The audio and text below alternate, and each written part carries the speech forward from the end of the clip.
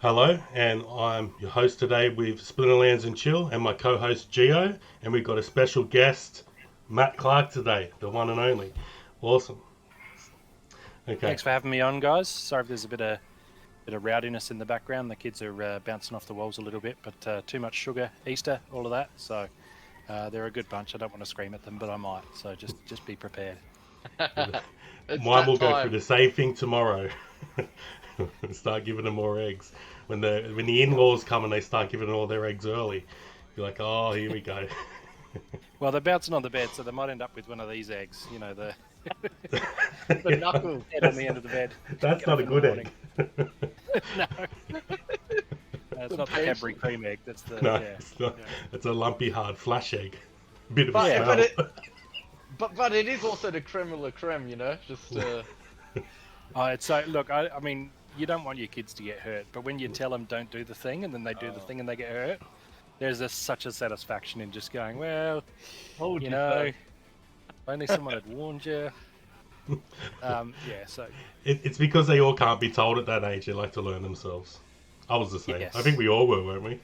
A little bit Man, defiant. I was the, never a the, child. I arrived just as you see. as Um, perfect. yeah. As the perfect specimen. But even This now, reminds. Sorry, Gio. no, I was just gonna say it's hard to tell even grown-ups, you know, about all these things. Yeah. My Yes. my 8-year-old asked today where belly buttons come from to explain about baby umbilical cord and the placenta, and just the eyes are going wider and wider. Huh? Just shocked. Shocked look. Yeah. Yeah. It's kind of Oh, amazing when you think about it. Uh-huh. cool. So I'm gonna dive in and ask you the first big question, if that's okay, Matt. Yeah. So how did you Yeah, go mate. with I'm your open. land reveals and that, and how's it been going so far? Has it been like hectic? You've got a lot, so I know that you'll be pretty busy with it all so far. Yeah, so I've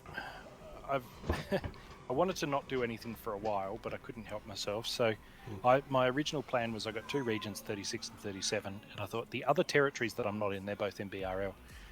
The other territories that I'm not in, I've got enough plots to get clumps of 21 in each of those plots, in each of those territories, somewhere in a region that goes patchwork, you know, that obviously doesn't get grabbed by a full region holder.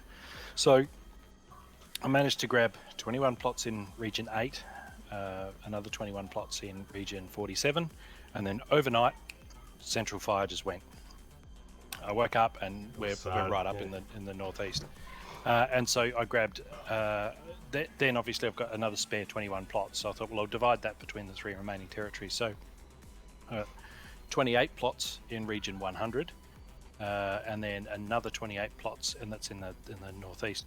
Another 28 plots in the current in 117 region 117, and I'll be aiming for another 28 plots in that shimmering coasts, in that sort of death area. So I wanted to have a nice spread, have a main home base, but then also have bases everywhere, sort of outposts everywhere, just in case there's stuff that's not available here or there or wherever.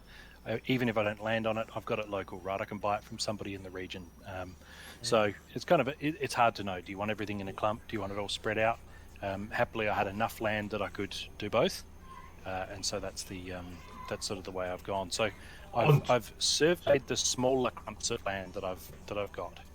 I've surveyed the 21, 21, 28, 28, and when I surveyed when I grabbed that 28 at the down the bottom, I'll be definitely surveying that as well. But the two big ones, 36 and 37, I've done nothing with. So I'm thinking I'll get the kids together. It's sort of a bit of a historic, like, I mean, the game grows. I've got video of my kids when they were, well, Evelyn's 8 now, when she was 4, opening alpha packs, going, "Oh, Daddy, you got a crustacean king," and now she's like this, almost a teenager with her nails done and all this. So it's like, it's very cute that I've got this, and so you look at it and go, well, it's part of the, I guess, the historical record of the game and also of my family. So I'll get the kids around and we'll just do, maybe in the next couple of days, I'll just do a screen, not a upload, just a screen recording.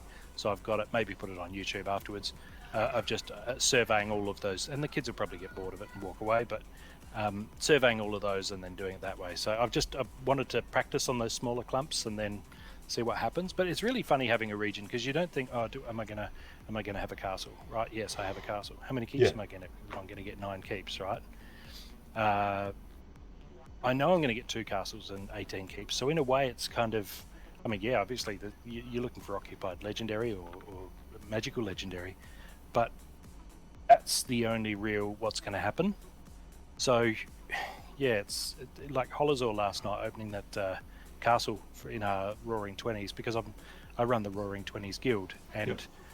Dave McCoy at one point put his hand up and said, "Hey, who wants to be in my pool?" And I said, "Well, the 20s have a bit of spare dark energy crystals tucked away. We've got enough for 30 plots, and there's 30 seats, right? So Nice. let's just do that." And so I just sat on them for a couple of years. I'd mention them every 6 months or so, just so the guys didn't think I was, I forgot about those. And I gave Holazor the active key to go on and do some surveying last night in his Twitch TV stream, and he's pulled a castle, which is great. So the region, the guild now will share in the benefits of owning a castle, and the other 29 plots that we have there. And Region 29 is right close to that central fire, so it's definitely the closest I'm capable of getting, because everywhere else has been right around the edges in comparison. So serves me right for sleeping, right? It was the same. I went to sleep, woke up, and it was like that. Yeah, Blue. it's just I was gone. like, "Are you serious?" Yeah. I had It's like planned 4 to in the get morning in our there. time. Couldn't get in there. Doesn't matter. You could probably try to buy something in there, but I don't know if I want to do that. If you know what I mean. Nah. Because if they spread it out, that's what I was saying before. When you said how you've spread out everywhere, that means you'll be, if you've got like places everywhere, when that Secret of Pretoria is done, you've got a chance to be in part of that then, wherever you are the first months, because you spread out more likely. Yeah. Well, unless Central Fire gets the Guernsey and gets the win, which could possibly happen, I don't know. But unless that happens, I'll definitely have substantial holdings in whatever territory gets it. But look, it's interesting to know. I've actually thought, if I'm in an area that has good neighbours and more of what I need, then I might start adding to those clumps of 21. Maybe those 21 I'll build up to try and get to 28. But maybe if there's an area that I'm not really, I'm not engaging, and then I can shrink that one down, right? Cannibalize that area and move on to somewhere else. So I guess once you've got the outpost, then you can kind of sort of get flexibility on what you want to do with it and expand or contract or whatever. So, and if others around don't want to sell, right? If I'm saying, hey, there's nowhere to grow here because everybody's just hodling. Well, then maybe they're willing to spend a high price to add to their. You can come and say hello, Evelyn. Maybe they're willing to spend a high price to. She's normally in bed when I record with Geo. Just smile and wave to everybody, darling. You going to help me survey my plots in a couple of days? Yeah. All right, lovely. Off you go. So it's completely lost my train of thought now. This cute blonde wandered over, and I'm just nothing. Yeah, no, I've lost it. Oh, yeah, it's expanding and contracting. Yeah. If my theory is if they're mad holders, and I can't buy around them for a reasonable price, then maybe I can jack my prices up and say, well, hey, I'm willing to sell for quite a lot. If you really love it here, you can buy from me, and that'll shrink, and then I can go somewhere else where the prices are reasonable and sort of expand in that direction. It depends in the next iteration of land what's going to be where. Is there going to be Sparkstone that's only available here? Well, then I've really got to hang on to this area because I really want to have that diversity of stuff. I don't want to have to buy things off other people. True. Yeah, that's what I figured too. I don't want to have to buy off everyone. That's what I thought about, because you look, but didn't in there they're unsure if there's going to be different types of wood or different types of stone, maybe instead of just one, or it is going to just be the one, because I think there's 3 or 4 different resources. They've talked about refining. Yeah. So you have wood, but then you have treated wood or something. You have pine and then treated pine or something, so that you've got the harvesting the product, and then you've got refining the product, and then there's storing the product. And so even though it's only one thing, wood, there's different subvariants of it that you can specialize in. And so it's hard to. It's been really funny, like as an intellectual journey, because I look at a guy with the tract, and I've got 21 times more land than him, but he and I will be working roughly 100 plots each, right? If he's got the cards for it. So he'll be working every plot that he has, and I'll just be working my best 5% of my plots. But he and I will be working roughly the same number of plots. So even though I've got that land without the cards and the dark energy crystals, and a lot of that is that becomes a big amount to stake and to pony up. Without that, he and I mean, yeah, I have an advantage in that I'm pretty much all of the land that I'm going to be cultivating is going to be epic and or magic or occupied or whatever. But just in terms of just pure land, the advantage to having heaps won't be completely realised for several years until I can get the cards. So you can get all the until cards I'll on get it. yeah, or I can get some tenants on there if they rolled out renting, delegating, even just renting cards to put them to work on your own land. Some sort of an arrangement. At the moment, in order for cards and land to work together with separate owners, there's no way to do it. So you need to either trust each other or wait. That's where it's at the moment. So I was saying today, one way to do it might be a guy with $1,000 worth of spare cards and a guy with $1,000 worth of land. They each send each other $500 worth of what they need, with maybe escrow in the middle, and then we're going to I'll use your cards and you'll use my land for a year, and then we'll swap back. I mean, that gets ugly if the price of land goes up substantially more than the price of cards. Then how do you is it the exact same plots? Is it the exact same cards? Yeah. Not worth It gets the risk. ugly and messy. Well, but I mean, if you're trusting each other to the same amount for mutual benefit, it might be okay, but it gets ugly and silly if you're not careful. So I'm just hoping that the team come up with some delegation and rental options. I'd love to just shift click, go here. Yeah, here's a whole tract I'm not even touching. Just somebody rent it off me and pay me for it. And because I got the castle, I'll take the tax as well. Yeah, absolutely. I think that is definitely in the works. It has to be. I mean, they have that already, right? They just have to implement it into that. But it's probably good for the price of plots that it's not available yet. Yeah. Because people that want to get involved in land are looking at it going, well, I might never be able to rent one in the next 6 months. I'll just pony up the dough and buy one now, so keeping the price up a little bit. So we don't know, and it's probably good that if you're the guy with the tract and you've put the cards up, and it's kind of good that you get that head start there, where I don't have the advantage of all of these empty vast tracts of land just being passive income for me. And then I'm competing with you in the market for customers and the like. So it's a nice way to not have the real heavy hitters just roll over everybody else early on. By saying that, at the moment though, like I found that the land prices for the commons are quite cheap at the moment. If you understand what I mean, for collecting a few, if you were like in a position to collect a whole heap of cheaper ones at the moment, would that be a better option instead of maybe trying to pay more money to get like a legendary or like an epic occupied or a magic? My bad. Yeah.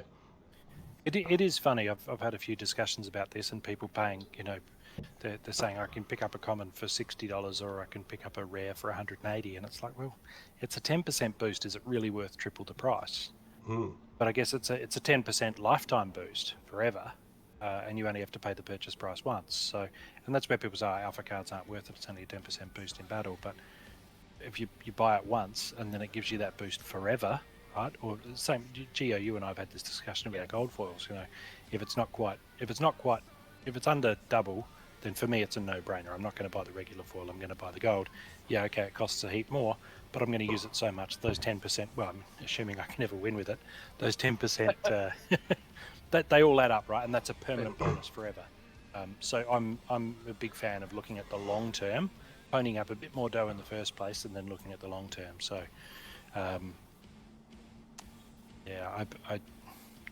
it's hard to know what we're going to do as far as land prices. I have a bet. I've got a bet going with Aziacon and Dave McCoy. They're betting $20 is the low. About a week from now, 2 weeks after surveying goes live. The 11th, I think we came to, so it's not that much. Anyway, I'll remember after the show. It's the 7th now. And we've each put in 2,000 SPS to whoever's closest 2 weeks after surveying goes live. So we've got a bid at $20, one at $40, and I've said 85. So far, if it's around $60, that $40 bid's going to take my SPS. But if the price does start to come back up a bit, because this guy's talking about $20, $30, $50 for I've 2 heard years of that. now. I don't think it's going to get there. I can't see it. I've been watching the market the last day or 2 days. I don't see it happening. Yeah, It same. could though, but I don't You know see what? There's guys, there's guys with calculators playing the odds too. I know Crypto Eater's been doing this, so he's got a big war chest set aside and he's watching. Right, I don't know how he's even watching the blockchain data or something, but he'll work out. Okay, this many tracts has been this many castles, so this plot over here is for sale for this. But if we can leverage that against the price, the chance of it being a castle or a tract, then I'm Right. going to, and so it's like it's just mad maths going on. And people are saying you look at the map and there's just these random plots have been bought. The crypto eater, and it's like because he knows exactly what to buy and when, leveraged against the purchase price to maximize the chances of getting those high value. And so, guys playing games like that, that's keeping that price up high. And I think the guys who are going to dump immediately after survey have kind of done that, right? Yeah. That's done. So where do we go from here? I can Only only up. see it climbing. See it climbing. So I think I might take their money, but it depends how many more days we have. I'd To wait and see. You know what? I agree because we are at the end part of the surveying now. Like mostly, we're nearly in death. Like that's how far down we are. You know? That's what you're claiming, isn't it? Yeah. That's where Nice. I'll be claiming. Nice. Have you decided how many you're claiming now? Then, if you got more, or what did you get? What did you do? I know. I only have 2 plots. You got Thank two. you, Matt. Okay, nice. Yeah, and so I'll just claim the 2. In a place that I think has a cool name. And yeah, and then I'll buy others around it eventually. Yeah. That's what I found. I got bullied out a little bit. I like in one place I buy, like Matt was saying before, I like everyone's like buying everything that's cheap, so there's nothing there. So like I said, there's more bullish. But then in another one I brought, they're selling them for real cheap. So it might be a factor of waiting to see. But having everyone buying like that, it might be a better community to be in though. So you got both things on that. But yeah. To wait and see. It is hard to know. We've got the little visitors. This is earlier than we normally get to chat, so it's good to see a cute little face running around. So there's been talk too of like as the market matures, it's possible that the Splinterlands guys and the Peak Monsters guys are going to make clumps of land available for sale, where if you've got 10 plots, you can put them up for sale as these 10 plots that are contiguous, these specific, and then if somebody wants 10 altogether, they can buy them directly from you and know that they're getting all 10. Because the last thing you want is I'm going to buy these and these and these, and then somebody darts in the last second and buys one right in the middle, and that's what you wanted. So, or because if you're looking at tracts now, for example, if you've got you own the keep, well, there's somebody might want to own the keep and those 100 plots in the entire tract. Right, so it's kind of a at the moment, you can't do that. You buy the keep and then buy plots, but you can only buy the ones that are, that have been put up specifically for sale, and only do them one at a time. So we'll see how that develops as well. Exciting and difficult. Yeah, But we're here, right? Yeah. Years from now, people are going to go, I can't believe you were there when land surveying was live. And I reckon give it a year or two, and there will be just a handful of plots left that are unsurveyed. They've been claimed, they're on the map, they're unsurveyed. Yeah. And they're not tracts or keeps, or they're not keeps or castles, right? Because that's already been discovered.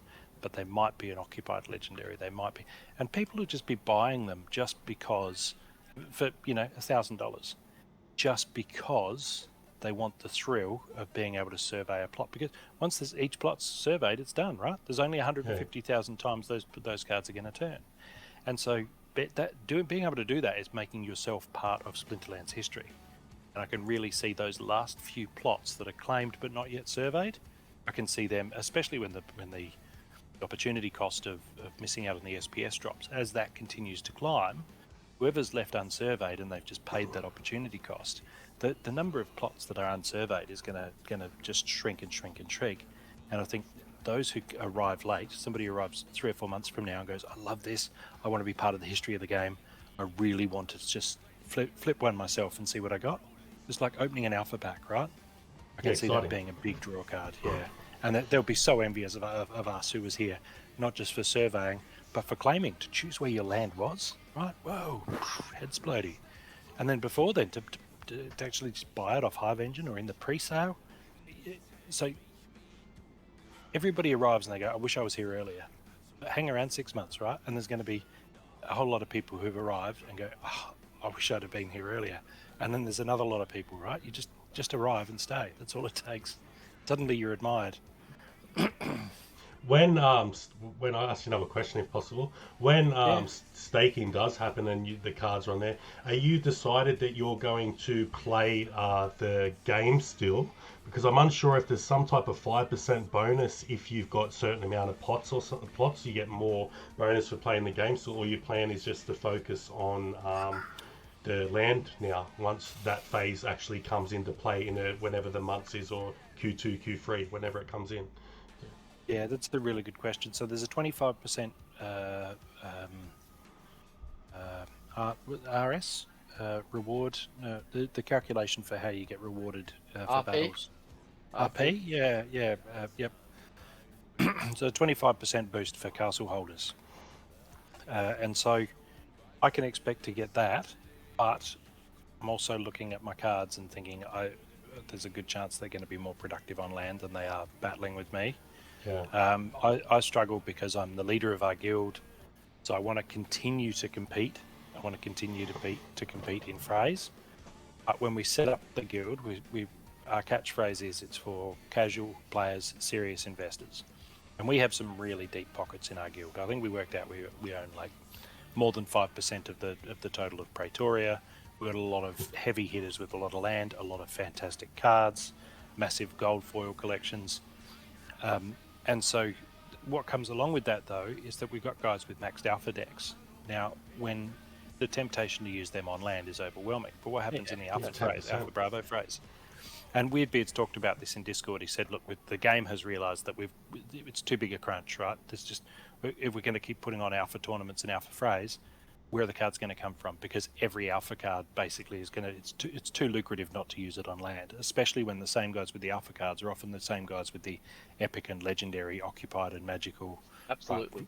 Why not just hit that massive jackpot? And so it is a difficult question. I've gone backwards and forwards on it.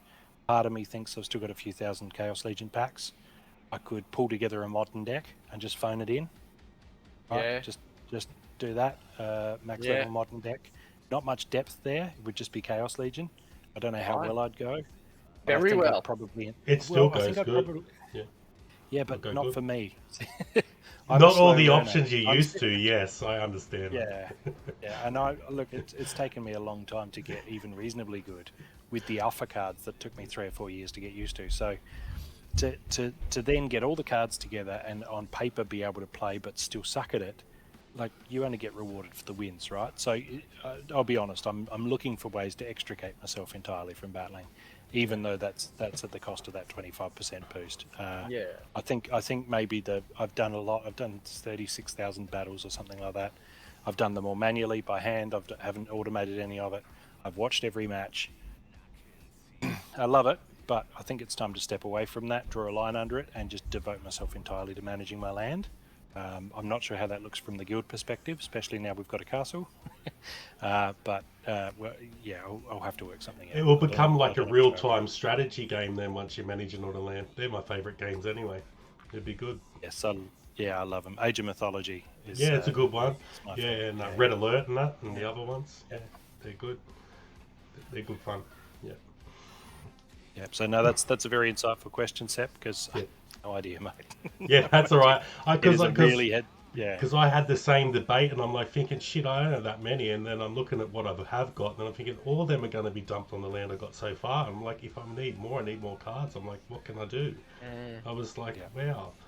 I didn't think it was going to eat up that many, but it did surprisingly when I sat there and did the maths today. I was like, hang on a minute, I need more. It adds I up. don't have enough. It is incredible. So I've got like looking at it, throwing some numbers around. I went from a totems perspective because I bought land in the pre-sale, so I got raffle tickets and I ended up with a lot of totems. So not counting commons, between rares, epics and legendaries, I have 112 totems. So that's a good jumping off point, right? Because cards I don't use on land, I can rent out. So there's little opportunity cost there. But totems I don't use. That's all opportunity cost. So if I look at what percentage of my land I actually cultivate and harvest, I figure, well, hey, that's a good jumping off point, right? 110, 112 of the 2100 that I have. I'll pick the best ones, use the totems, right? And now I've just got to find those cards, because it's hard to know where to draw the line. Do I aim to cultivate 200 plots or 300 plots or the best 500 plots, and then only do a half-assed job on a lot of that, especially considering that there's clearings going to be involved and having to put in power sources and the like. And there's only one power source, whether you've got high-level cards or low-level cards, it's still that same power source required per plot. So you kind of want to focus your like that. So it's hard to work out where to draw the line. So for me, it's at that 110, 112. I'll survey and work out my best ones, and then so that means I'm needing around that 600 card mark. To put on there. And my rental account, I've got that set aside. I've got that many cards that are max or very close to max. It's, you know, some of them are level 6, but they're alpha gold foils, right? So it's like, well, It's that's a PP. we'll forgive that. They'll just use a little less grain. Yeah, they'll use a little less grain, but that's going to be okay. And so I do have a lot of cards on my rental account, but so I could look at land entirely just with that and be done with it and keep my playing deck and the like, but I'm kind of exhausted from it all, and having those alphas would make a massive difference on those blocks as well, on those plots. So I'm like, yeah, I think I've just got a way to make it right. I've got to find a way to make it right by the guild, so I'm not just a passenger there, because there's going to be a lot of us that basically want to be passengers. We've talked about scaling down from tier 4 to tier 3 guilds, just so we have fewer frays and less to do, because just so many of us want our cards to be on land. Yeah. I don't think you'll be able to do both. I really don't think so. No. So I think you are going to have to choose one or the other. And I think land is the clear option, because that's going to be more work than just playing the game. Yeah, there's the novelty and the fun of that too. You know, it's new, right? And ranked battles I've done plenty of so far. Sorry, Seth, go on. Oh, you're right. I'm just unsure of actually how the whole ecosystem's going to end up work. But after a period of time, there might be mini games within that as well. So, you know, you're going to have a whole other thing that's going on there. Especially when you've got to move your resources in between tracks and stuff. We don't even know what's happening there.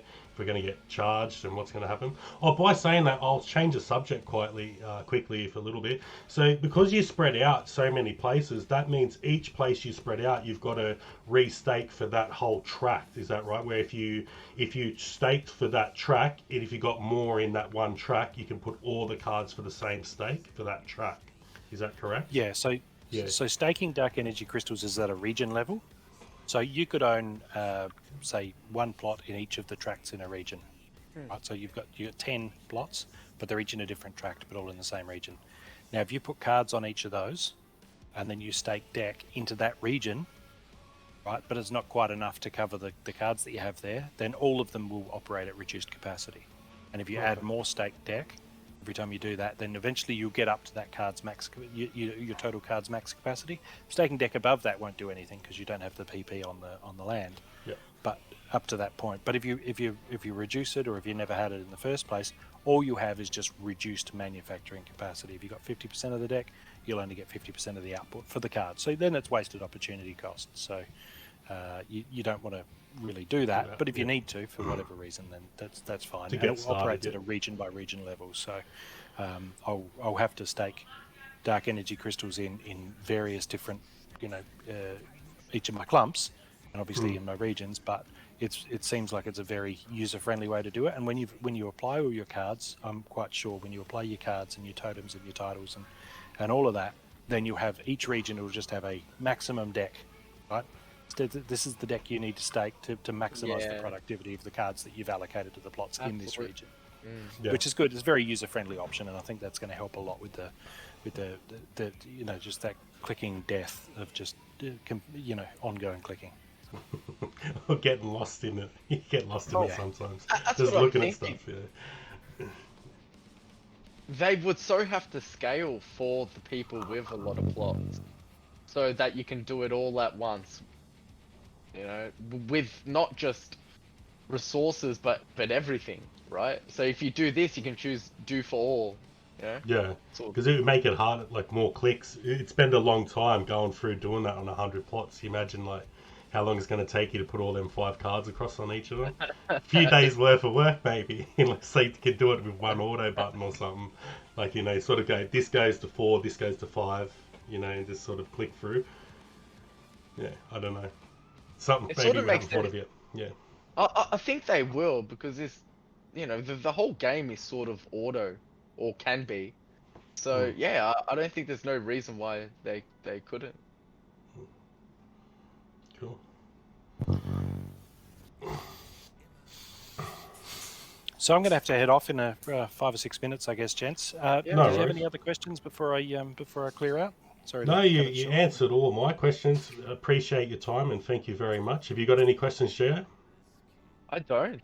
I talk to Matt on, you know, on almost a daily. So Daily, yeah, yeah. Yeah, Yeah, we're so good. we're pretty tight. We do that show, and he and Bob are a good bunch. And Yeah. I love that Bob does all the editing, and we can just come and have a glass I of know. wine and just talk rubbish, and then it all gets put together, and it all works. And if I pick my nose or one of the kids has screamed or something, it all gets edited out. So it's been a few just message Bob afterwards. Go, hey man, do you reckon you could get when that thing happened? Do you want to? Yeah, so that's good. I don't mind coming on and doing shows and chatting about the game and Thank you. I love it. I love this ecosystem. I have done for a while. I love the people involved. The team. They just keep knocking it out of the park. And I say this, but I say this a lot. But anytime there's been a problem or an issue on the horizon where I've thought this doesn't work from a tokenomics perspective, this doesn't work from whatever. Here's an exploit. Here's a problem on the horizon that I can see. I'll think about it for a while. I'll pull together a solution, a suggestion to say, here's the problem that I can see happening. Here's what I think we should do about it. And then just before I send it to the team, they just make an announcement. They go, oh, here's this exciting new feature, this new thing that's rolling out. And everybody get excited, and they're all getting excited. And I look at it and go, hang on. They're watching your side computer. effect, one side effect of this bright, new, amazing, shiny toy is that it completely resolves that problem that I saw on the horizon, but it resolves it in a really elegant way, far more elegantly than I could have even sort of contemplated.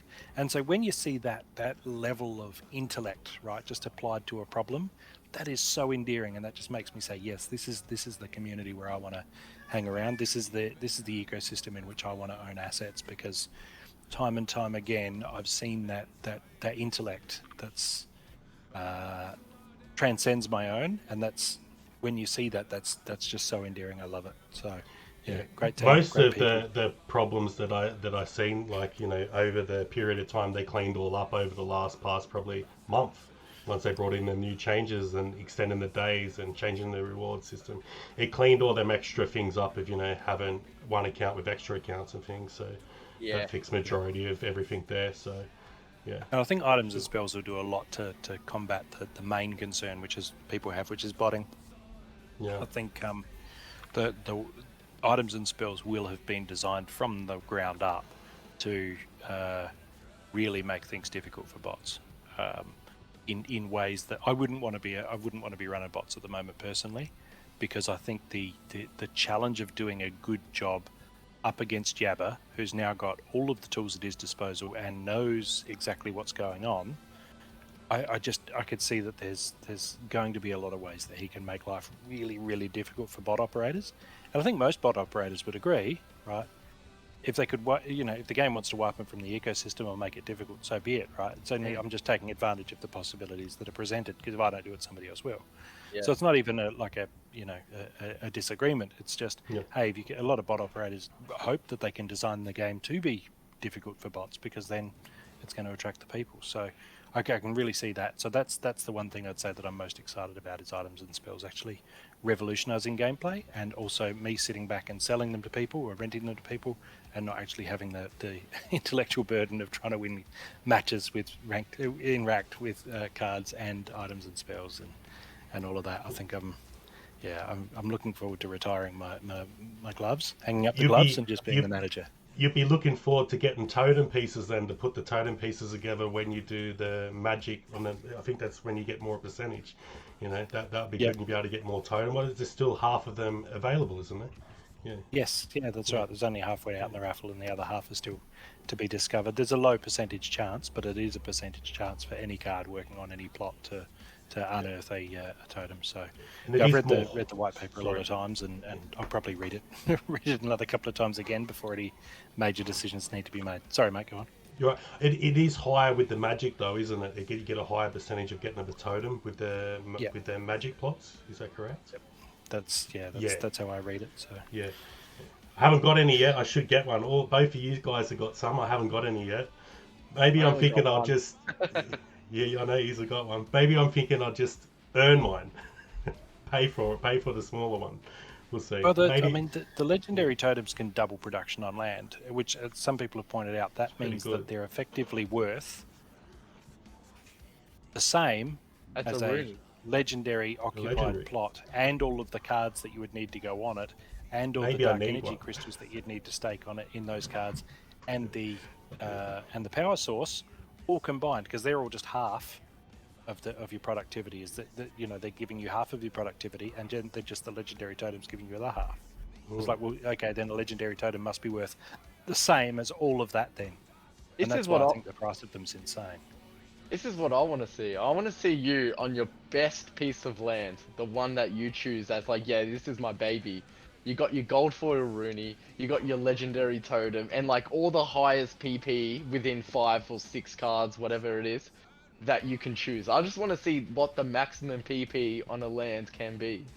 Yeah, and I think pushing it like that is why they've said if you're using your Rooney as a power source and you got a power source, then you can have a 6th card assigned to that block, because that's like that extra little squeezing that extra little the extra juice bit out. micro more out, but because the percentages and all them extra times are on it, it's going to be a lot larger number than it's able to produce by any other. Exactly. So look, it's not a guarantee. I might open the 2 regions, survey the 2 regions, and not get any legendary occupied or legendary magical, right? It's You'll get some. You got to. It's completely possible, right? Like there's no guarantees of those as far as minimums go. So I'm just trying to keep my, my expect. As much as it'd be nice to get one of those and then have that monster plot. I think if we just look in terms of those 100 plots, that's my. I'll just look at my 100 best, whatever they happen to be. Yeah. All right, chaps. I'll leave you, but it's been a blast. Enjoy the rest of your show, and hey to everybody watching. You have a great day. Thank you for coming. Matt. Bye, mate.